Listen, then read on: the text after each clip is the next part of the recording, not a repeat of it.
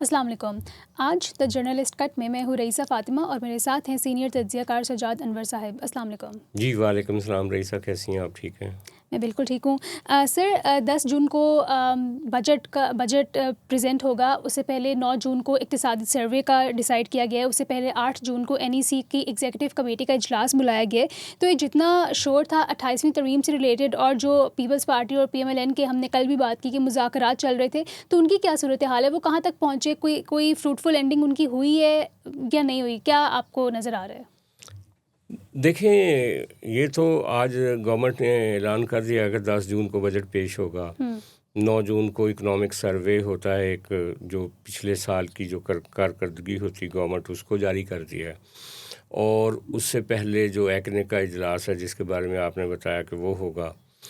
اس دفعہ بھی, پچھلی دفعہ بھی شاید روایت تھی کہ اس اجلاس میں چونکہ بجٹ کی ساری ڈیٹیلز آتی ہیں جو الیکٹڈ نمائندگان ہیں ان کے سامنے, یہ کمیٹی میں جو شامل ہے اس میں چاروں صوبوں کے وزرائے اعلیٰ بھی ہوں گے اور گلگت بلتستان کے وزیر اعلیٰ اور کشمیر کے وزیر اعظم بھی ہوں گے.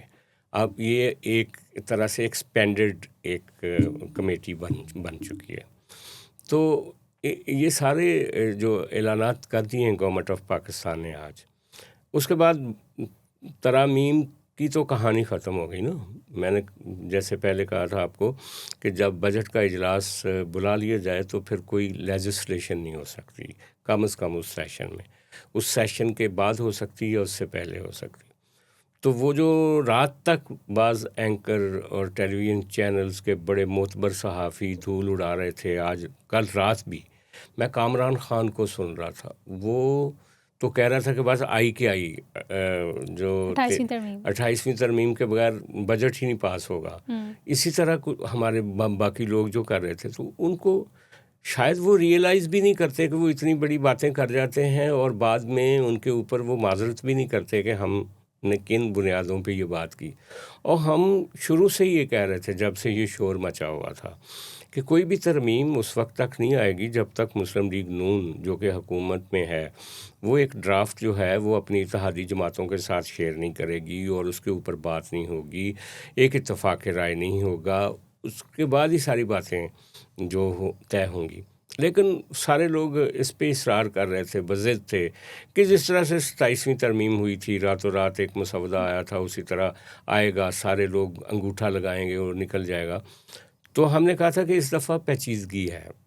پہلے آپ نے صرف PTI کو اور جوڈیشری کو وہ کرنا تھا, فکس کرنا تھا, تو اس میں سارے سٹیک ہولڈر اکٹھے تھے تو وہ ہو گیا.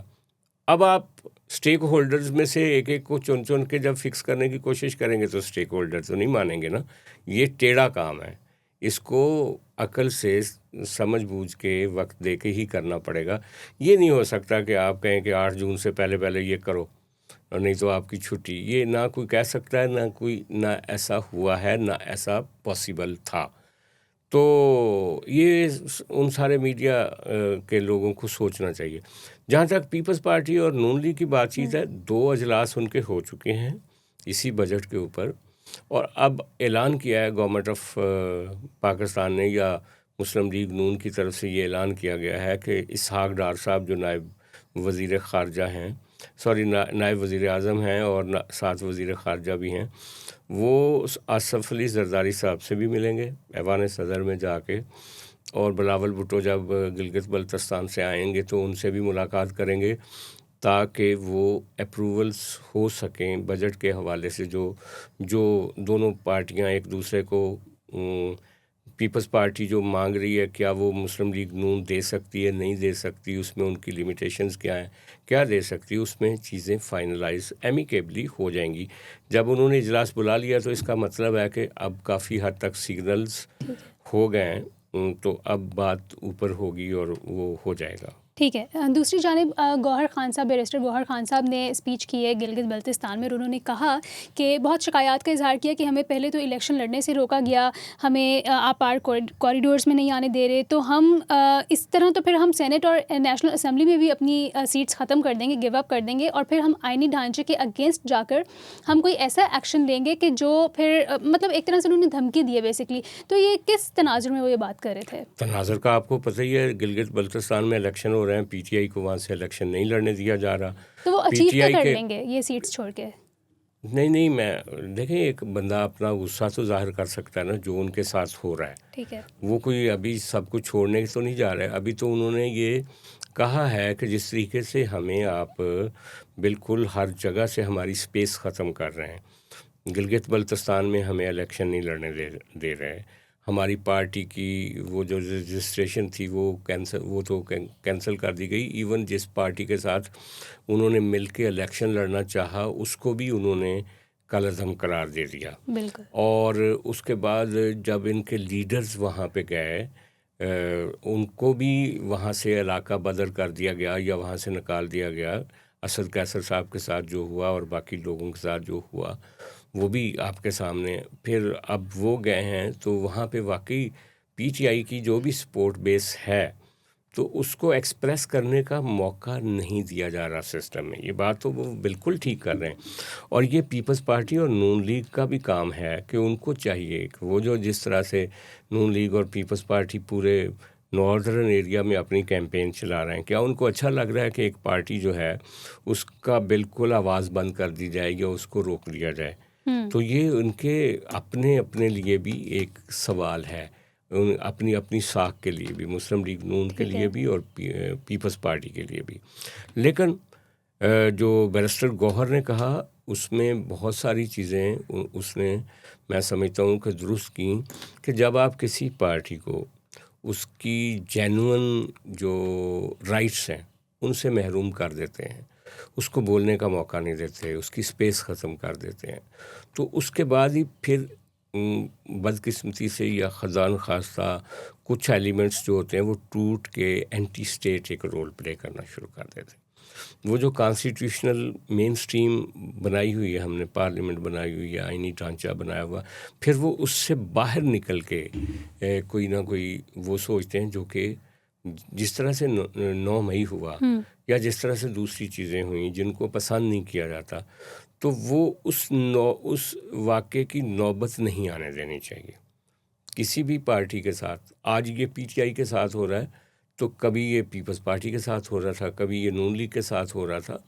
تو ان پارٹیوں کو بھی کچھ سیکھنا چاہیے کہ کم از کم جو سپیس یہ خود دے سکتی ہیں ایک دوسری کو وہ تو دینی چاہیے.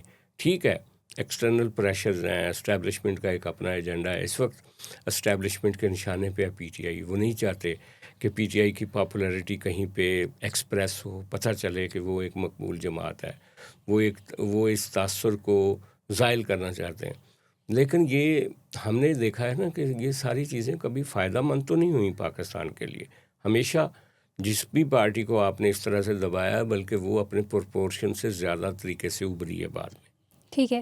اچھا, ویسے ابھی آپ نے ذکر کیا کہ کیسے پی ایم ایل این اور پیپلز پارٹی کو خیال کرنا چاہیے کہ ایک پارٹی آلریڈی آؤٹ ہو گئی ہے, تو آپ نے اسپیچز آپ بھی سن رہے ہوں گے جو بلاول بھٹو زرداری صاحب اور نون لیگ کے نمائندگان جی بی میں جا کے کر رہے ہیں. کل بلاول بھٹو زرداری صاحب نے نام لیے بغیر اٹیکس کیے پی ایم ایل این پہ, اور vice versa P M L N نے بھی نام لیے بغیر پیپلز پارٹی پر اٹیک کیے. تو آپ کو نہیں لگتا ہے کہ دونوں پارٹیز ایک ٹائم پہ عمران خان صاحب کو اور پی ٹی آئی کو بلیم کرتی تھیں اس ریگریسو پولیٹیکل کلچر کے لیے جو آپ بلیم کرتے ہو اور جو آپ کریکٹر اساسینیشنز کرتے ہو, اور وہ خود بھی یہی کام کرتی ہیں؟ تو ایک تو آپ یہ بتائیں کہ جی بی میں حالات آلریڈی اتنے خراب ہیں, لوگ اتنے پسماندہ ہیں, تو کیا اپنی سیاسی تلخیاں ان کو وہاں لے کر جانی چاہیے کہ صرف ان کو اپنے موٹو کا ذکر کرنا چاہیے کہ یہ کیا کیا کام وہاں پہ کرنا چاہتے ہیں, اپنے اس کے بارے میں بات کریں نا جو ان کا ایجنڈا ہے؟ دیکھیں, جتنا خوبصورت علاقہ ہے نا گلگت بلتستان, وہاں ان کو یہاں کی تلخیاں ایکسپورٹ نہیں کرنی چاہیے. اگر یہ وہاں گئے ہیں تو وعدے کریں کہ وہ اسکردو کو کیا بنا سکتے ہیں, گلگت بلتستان کو کیا, پرہنزا کو کیا کر سکتے ہیں, لور ہنزا کو کیا کر سکتے ہیں, وہاں پہ ان لوگوں کی جو ہیومن ریسورس ڈیولپمنٹ ہے اس کے لیے کیا کر سکتے ہیں, ان لوگوں کی جو مشکلات ہیں موسمی حوالوں سے. آگے موسمی تغیر کا ایک بہت بڑا ایک سائیکل رونما ہو رہا ہے کلائمیٹ چینج کا, اس کی وجہ سے جس طرح سے اچانک وہاں پہ طوفان آتے ہیں, ان کی زندگیاں جو ہیں وہ خطرے میں ہیں. اس کے لیے کوئی پلاننگ, کوئی نئے آئیڈیاز, کوئی بتائیں اپنے منشور میں کہ وہ ان کے لیے کیا کر سکتے ہیں, بجائے اس کے کہ آپ وہی گھسی پٹی سیاست جو آپ نے پچھلے 30-35 سال یہاں پہ کی وہ آپ اس کو لے جا کے وہاں پہ تو ایک ایک اس فضا کو پولوٹڈ کر رہے ہیں. یہ تو نہیں کرنا چاہیے. اور دوسری بات یہ کہ دیکھیں میں آپ کو بتاؤں کہ یہ لڑائی جو ہے نا، یہ لفظی گولہ باری، یہ پچھلے 90 کی دہائی ساری اسی میں رہی. پھر انہوں نے سمجھ بوجھ کے کچھ چارٹر آف ڈیموکریسی کیا، لیکن انہوں نے کرپشن کے ایک دوسرے پہ اتنے الزامات لگائے کہ وہ ہر بندے کو ازبر یاد ہو گیا وہ جھوٹے تھے یا سچے تھے. بعد میں ایک دوسرے سے معافیاں بھی مانگتے رہے. مجھے یاد ہے جب شہباز شریف صاحب نے کہا تھا کہ زرداری زر بابا 40 چور اور میں سڑکوں پہ گھسیٹوں گا، اور بعد میں جب انہوں نے ان کے ساتھ مل کے اتحاد کیا تو یہ جو شہباز شریف صاحب کراچی گئے تو وہاں کے میڈیا نے کہا کہ آپ تو ان کے بارے میں یہ کہتے تھے، تو وہاں انہوں نے باقاعدہ معذرت کی پھر نا. تو اسی طرح دوسری طرف سے بھی جو باتیں ہوئیں، پیپلز پارٹی نے بھی کئی چیزوں پہ معذرت کی کہ ہمیں یہ نہیں کرنا چاہیے تھا. لیکن اس کا نتیجہ کیا نکلا؟ اس کا نتیجہ یہ نکلا کہ لوگوں کے اجتماعی کانشیس میں یہ بات آ گئی کہ یہ دونوں پارٹیاں ہی ایسی ہیں جو ایک دوسرے پہ الزام لگاتے تھے. وہ لوگوں کے مائنڈ میں چیزیں بیٹھ جاتی ہیں، اور پھر وہ ملٹی پلائی ہو کے عمران خان کی شکل میں ایک نیا فنومینا ڈیولپ ہوا جس نے سب کو گالیاں نکالی.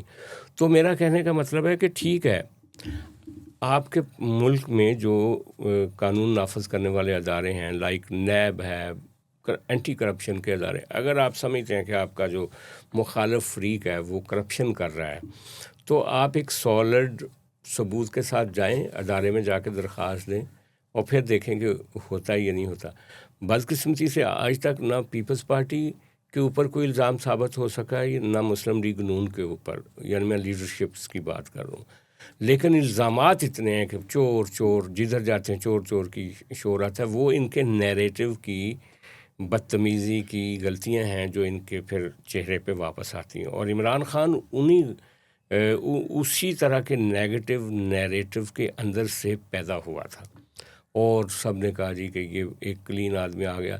آج اس کو بھی اٹھا کے دیکھیں نا، عمران خان کے اوپر بھی کچھ نیب کے مقدمات ہیں، اور یہ وہ آنے والی جنریشن پتہ نہیں عمران خان کے بارے میں کیا سوچ رہی ہوگی. ابھی والے تو بڑے اس کے گیت گا رہے ہیں. تو ایک زمانہ تھا میاں نواز شریف بھی بڑے پاپولر تھے، محترمہ بے نظیر بھٹو بھی بہت پاپولر تھیں. تو اگر آپ فیوچرسٹک وے میں دیکھیں کہ یہ سارا کچھ کیا ہے، تو کیا دنیا میں جہاں جہاں پاور پوزیشنز ہوتی ہیں وہاں پہ مس یوز آف فنڈز بھی ہوتا ہے، مس یوز آف پاور بھی ہوتی ہے. یہ ایک یونیورسل پرابلم ہے، لیکن اس کو ادارہ جاتی طریقوں سے ہی آپ پوائنٹ آؤٹ کر کے لوگوں کو پکڑ سکتے ہیں. الزام تراشی سے صرف آپ ماحول کو گندا کرتے ہیں، اور ماحول جب گندا ہو جاتا ہے تو پھر اس میں جو ایکسٹرا پولیٹیکل فورسز ہوتی ہیں، ان کا فائدہ جو ایکسٹرا کانسٹیٹیوشنل فورسز ہوتی ہیں، آپ ان کے لیے دروازہ کھول دیتے ہیں. ٹھیک ہے سر، ویسے آپ کو بھی لگتا ہے، میں نے تو ابھی تک جتنی اسپیچز سنی ہے میں نے تو نہیں سنا کسی نے ذکر کیا ہو، شاید میں نے مس کر دیا ہو، کہ وہ جو فیری میڈوز میں ایک واقعہ ہوا ہے جس میں 7 لوگ جیپ سے، ہاں جی، تو کسی نے ذکر نہیں کیا، حالانکہ وہ علاقہ وہیں پہ ہے. یہ ہم اس لیے ان چیزوں پہ پردہ ڈال دیتے ہیں تاکہ ایک ہماری روزی پکچر جو ہے وہ خراب نہ ہو. صحیح بات ہے. یہ فیری میڈوز پہ اسی طرح کا ایک حادثہ پہلے غیر ملکی سیاحوں کے ساتھ بھی ہوا تھا. اس سے پہلے کوہستان کا علاقہ جو ہے وہ اور خاص طور پہ جہاں سے نارتھ کا شروع ہوتا ہے، گلگت بلتستان کا علاقہ شروع ہوتا ہے، وہاں پہ لوگوں ایک بس روک کے لوگوں کے شناختی کارڈ دیکھ کے ان کو نشانہ بنایا گیا تھا. یہ وہ مسئلے ہیں نا جن کو ہمارے سیکیورٹی اداروں کو دیکھنا چاہیے، لیکن وہ بیڈلی سیاسی معاملات میں زیادہ الجھے ہوئے ہیں، اور ان چیزوں کو ہم پھر انڈر دی کارپیٹ کر دیتے ہیں اور ان کی شدت کا پتہ نہ چلے لوگوں کو. یہ بڑی افسوسناک بات ہے. اور سیاسی جماعتیں جب اپنے آپ کو کسی نہ کسی وجہ سے اس طرح سے کمپرومائز ہوتی ہیں تو وہ پھر پوری تصویر نہیں دکھا پاتی. بالکل، وہ ان ایشوز کے اوپر بات نہیں کر پاتی. لیکن وہ جو علاقہ زخم سہ رہا ہوتا ہے وہ اس کے پھر اپنے ہی اس ایک طرح سے حافظے میں، یادداشت میں، میموری میں ڈیپ ڈاؤن چلا جاتا ہے، اور وہ آپ کی گفتگو کو پھر بہت ایک طرح سے مصنوعی سمجھتا ہے کہ آپ جو ان سے باتیں کر رہے ہیں شاید وہ ان کی حقیقت سے لگا نہیں کھا رہے. ٹھیک ہے سر, اس کے ساتھ ہی ایک پاکستان کے لیے گڈ نیوز بھی ہے کہ آپ کو یاد ہوگا پاکستان انڈیا کی لاسٹ ایئر مئی میں جنگ میں PL-15 میزائلز استعمال ہوئے تھے جو J-10C پر رکھ کر داغے گئے تھے. تو اب چائنا نے جو لانچ کیا ہے وہ PL-16 لانچ کیے جس کی رینج بتائی جا رہی ہے کہ 300 کلومیٹر ہے, اور اس طرح کا جو میزائل ہے وہ ابھی تک ویسٹ میں یا پوری دنیا میں کسی نے بھی نہیں بنایا اور کوئی اس کے آس پاس بھی نہیں ہے. تو آبویسلی وہ پاکستان کو دے گئے ہیں, پاکستان سے جو بھی ان کے MOU سائن ہوں گے پاکستان کو ملے گا وہ. تو انڈیا کے لیے یا پاکستان کی کس طرح سے اسٹریٹجک سپیریورٹی ہوگی, کس وے میں ہوگی, اپر ہینڈ ہو جائے گا پاکستان کا پورے ریجن میں یہ واقعی ہو جائے گا, اور انڈیا کچھ اپنے جو وہ ایکشنز پلان کرتا ہے پاکستان کے اگینسٹ, کیا اس میں بریک لگائے گا کوئی؟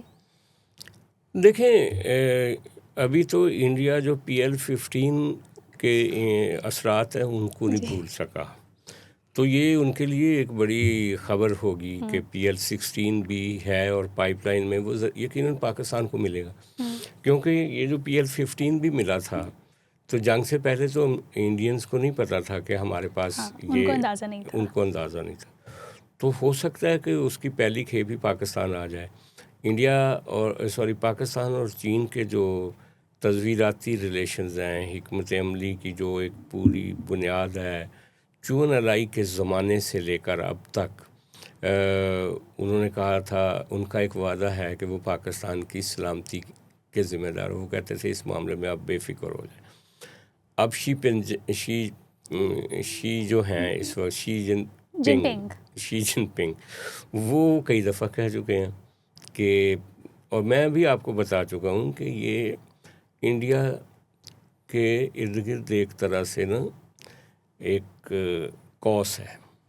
کوس مطلب گھیرا ہے. اچھا. فرام بنگلہ دیش, آسام سے لے کر بنگال سے لے کر آپ کے کشمیر تک پورا ہمالیہ جو ہے وہ اس کی چائنا کی نیبرہڈ ہے. اس کے بعد کشمیر سے لے کر گجرات تک پاکستان کا بارڈر ہے چائنا کے ساتھ لگتا ہوا. تو ایک طرح سے چین اور پاکستان نے مل کے انڈیا کو لاک کیا ہوا ہے, سوائے سمندری علاقے کے ان کے پاس کوئی دروازہ نہیں ہے باہر نکلنے کا. ایک طرف چین کھڑا ہے, ایک طرف پاکستان کھڑا ہے. تو اس کے لیے چین کے ساتھ اور پاکستان کے ساتھ اپنے تعلقات کو نارملائز کرنے کے علاوہ کوئی اور دوسرا راستہ بھی نہیں. ابھی بھی میں آپ کو بتاؤں کہ یہ جو خاص طور پہ گلف وار ہوئی ہے, ایران امریکہ جنگ ہوئی ہے, اس میں جس طرح سے پاکستان کا رول ابھر کے سامنے آیا ہے اور جس طریقے سے چائنا کی ٹیکنالوجی استعمال ہوئی ہے. میں ایک انڈین پوڈ کاسٹ دیکھ رہا تھا, وہی سمیتا پرکاش کا, تو اس کے شو میں ایک ان کی فورن سیکرٹری, ایکس فورن سیکرٹری وہ آئی ہوئی تھی. انہوں نے کہا کہ کیا آپ سمجھ سکتے ہیں کہ ایران نے ہر چھوٹے چھوٹے امریکی ٹارگٹ کو کیسے نشانہ بنایا. اس کا کہنا تھا کہ یہ چائنیز ایک جو سیٹلائٹ جو ان کو ان پٹ ملتا ہے اس کی وجہ سے ہے, اور اس نے کہا کہ وہی چائنیز سیٹلائٹ ان پٹ کی وجہ سے پاکستان کو ہم پہ فوقیت حاصل ہے. اور اس نے کہا کہ جو ہمارا سیٹلائٹ سسٹم ہے یا امریکن سیٹلائٹ سسٹم ہے وہ چائنا کے سیٹلائٹ سسٹمز کے برابر نہیں ہے. اس نے کہا کہ ہمیں F-16 کی دوبارہ سے وہ ٹیکنالوجی لینے کے پیچھے نہیں بھاگنا چاہیے, ہمیں سب سے پہلے اپنے یہ جو سیٹلائٹ سسٹم میں جو فوقیت ہے پاکستان کے پاس ہمارے مقابلے میں اس کو دیکھنا چاہیے. تو انڈینز جو ہیں وہ دیکھتے ہیں کہ جو پاکستان اور چین کی ایک وہ ہے نا ایک طرح سے جو دونوں کا آلویز فرینڈ پلس جو ان دونوں کی سنرجی ہے, طاقت ہے, جو جنگی طاقت ہے, اس کی وجہ سے تو یقیناً PL-16 تو ان کے لیے ایک بھیانک خواب ہوگا. ٹھیک ہے. اچھا لاسٹلی میں نے آپ سے یہ پوچھنا تھا کہ ایمان مزاری اور ہادی علی چٹھا کی جو درخواست ضمانت ہے اس کے بارے میں سپریم کورٹ نے اسلام آباد ہائی کورٹ کو حکم دیا کہ 1 ہفتے کے اندر اندر اس کو سالو کریں، لیکن اس کیس کو اب دیکھا گیا کہ ڈی لسٹ کر دیا گیا ہے اور یہ کہا گیا ہے کہ کوئی بھی ہائی کورٹ بیسکلی اسلام آباد ہائی کورٹ سپریم کورٹ کے انڈر اس طرح سے نہیں آتی کہ سپریم کورٹ ڈائریکٹلی کوئی حکم دے سکے کہ آپ 1 ہفتے میں کر لیں یا 2 ہفتے میں کر لیں، صرف ایک گائیڈنس دے سکتی ہے. تو اس کے بارے میں آپ کا کیا کہنا ہے؟ دیکھیں بہت زیادتی ہے. آپ نے ایک لڑکا اور اس کی وائف کو صرف اس لیے بند کر دیا کہ وہ مسنگ پرسنس کے لیے آواز اٹھاتی تھی یا وہ اور ٹویٹ کی تھی صرف، اور نہیں ٹویٹ کے علاوہ اگر وہ ان کے کیس مقدمات لڑتی تھی، ایک ایکٹیویزم کرتی تھی، تو یہ اس کا حق تھا. اس کو اس قدر سزا دینا کہ اس کا کیس ہی عدالت میں نہیں لگنے دیا جا رہا، افسوسناک ہے. اور ان کے وکیل جب سپریم کورٹ میں لے کر گئے کہ جی آپ ڈائریکشن دیں، تو سپریم کورٹ نے ڈائریکشن دی. جسٹس وحید جو ہیں انہوں نے کہا کہ آپ 2 ہفتے میں کیس سنیں اسلام آباد ہائی کورٹ. اب وہاں پہ ایک پرابلم ہے اس وقت، یہ جو 27ویں ترمیم کر کے کانسٹیٹیوشنل کورٹس بنائے گئے اور سپریم کورٹ بنائے گئے، تو کانسٹیٹیوشنل کورٹ جو ہے وہ بار بار سپریم کورٹ کو تنبیہ کر رہا ہے جیسے وہ اس سے سپیریئر ہوتا ہے. اور ہمارے جو آئین میں ابھی تک یہ طے نہیں کیا گیا کہ فائنلٹی کس کورٹ کے پاس ہے، یعنی ماسٹر کون ہے، سپریم کورٹ ہے یا کانسٹیٹیوشنل کورٹ ہے. سپریم کورٹ کے چیف جسٹس خاموش ہیں اور یہ ایمبیگوٹی بڑھ رہی ہے. کانسٹیٹیوشنل کورٹ نے تنبیہ کی ہے، جو کہ ایک جونیئر جج تھے جسٹس وحید کے مقابلے پہ، اس نے کہا کہ سپریم کورٹ کسی کو پابندی نہیں کر سکتا، کسی کورٹ کو، ہائی کورٹ اس کے ماتحت نہیں ہوتے. وہ یہ ڈائریکشن دے سکتا ہے کہ اس کیس کو سنیں یا جلدی سنیں. یہ نہیں کہہ سکتا کہ پرفیکٹ بالکل آپ 2 ہفتے میں یا 1 ہفتے میں یا 1 دن میں یا 2 دن میں سنیں. اب اسلام آباد ہائی کورٹ پہلے ہی تیار نہیں تھا یہ کیس سننے کے لیے، کیونکہ جو طاقتور لوگ ہیں وہ چاہتے ہیں کہ کیس نہ سنا جائے، ان میاں بیوی کو ابھی جیل میں رکھا جائے، تو ان کا کیس ڈی لسٹ کر دیا گیا. یہ بہت افسوسناک واقعہ ہے. میں سمجھتا ہوں کہ اتنی چھوٹی چھوٹی چیزوں پہ ریاست کو انا کے مسائل نہیں بنانے چاہیے. ٹھیک ہے سر، تھینک یو سو مچ آج کے تجزیے کے لیے. Thank you so much for watching. ہم کل حاضر ہوں گے ایک بہت ہی اچھے شو کے ساتھ، تب تک کے لیے خدا حافظ.